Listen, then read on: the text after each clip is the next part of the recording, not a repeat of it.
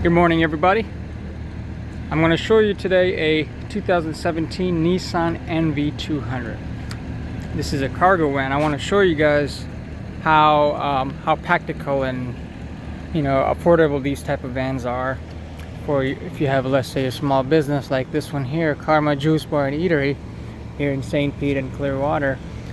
This really works out pretty well, as far as delivering and making purchases from Sam's and loading it up. I want to show you guys how practical this car is. As you can see, this is the basic model. It's got some small rims and tires. Now the tires, they hold a lot of air, though, 45, 48 psi, because the payload on the back is kind of high. So the doors are dual swing open doors like that. Key doesn't have a remote access. Got a handle on the bottom there. Open that. One side opens. Also open from inside too. You got a handle on the side right here. As you can see, it's very, very big. Decent room inside. The height is excellent. So you can go inside the car, stand inside the car without any problems. As you can see, I'm in here loading, picking up whatever you need to pick up. So I feel like, and the load height is very, very low, so it's easy to load stuff in. You can put a lot of stuff in here.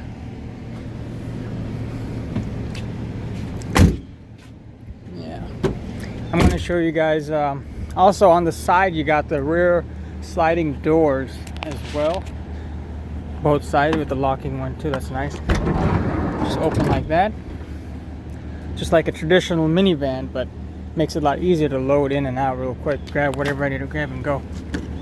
This I'm not a fan of, though. It should be, so sometimes it's hard to push.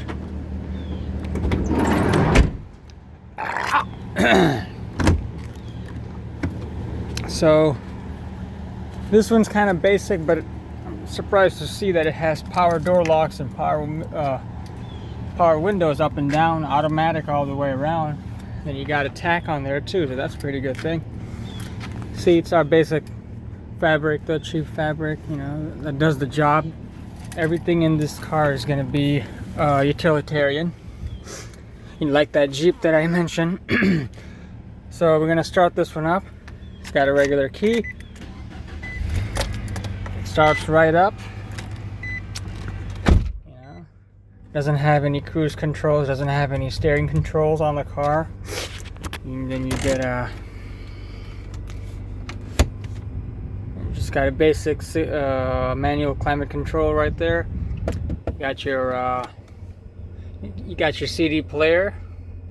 You got your AM/FM radio with an aux. There's no Bluetooth on this one here.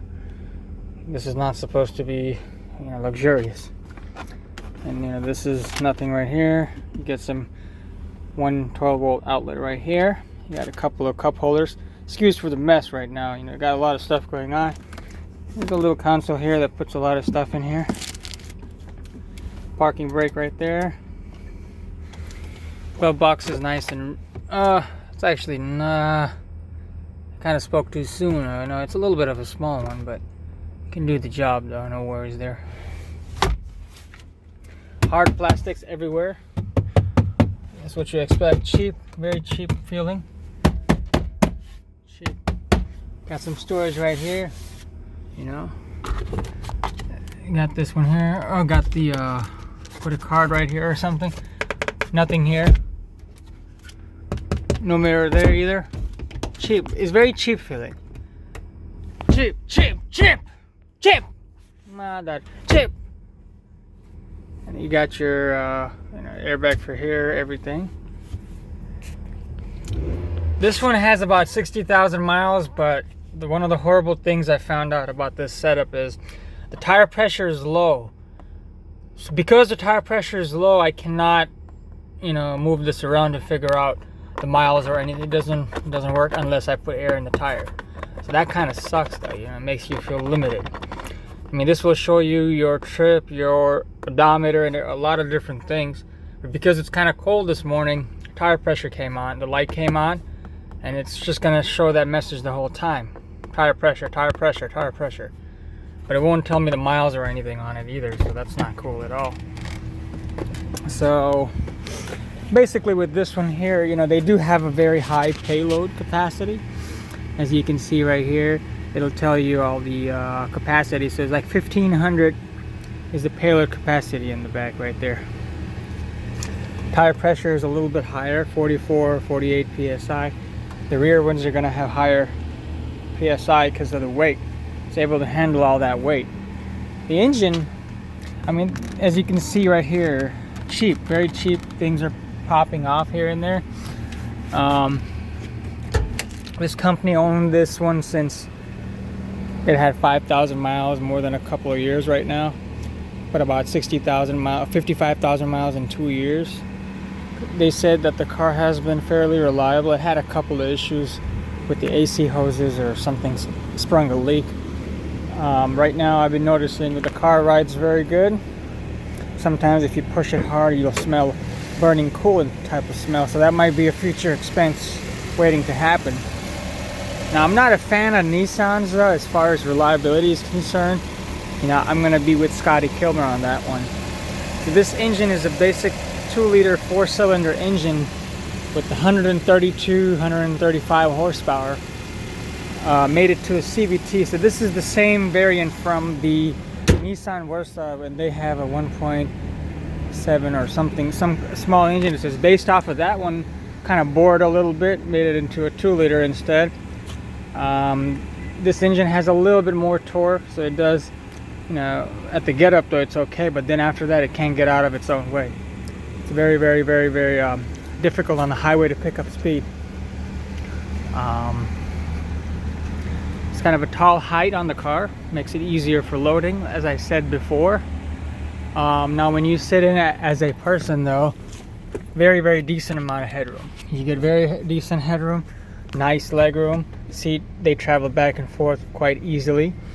One thing is you don't have those handles on the top on either side, and this feels like cardboard, and they just put some kind of clopping on that or whatever. No good. But then again, what you get now, one thing I do like about the car, you know, there's a lot of blind spots, so they did, you know, they were good enough and gave us some blind spot mirrors right there.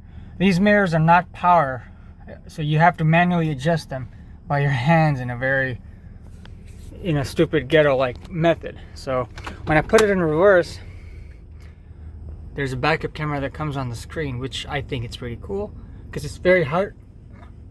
Because it's very hard to see in the back, otherwise, because it's all blocked off on the back.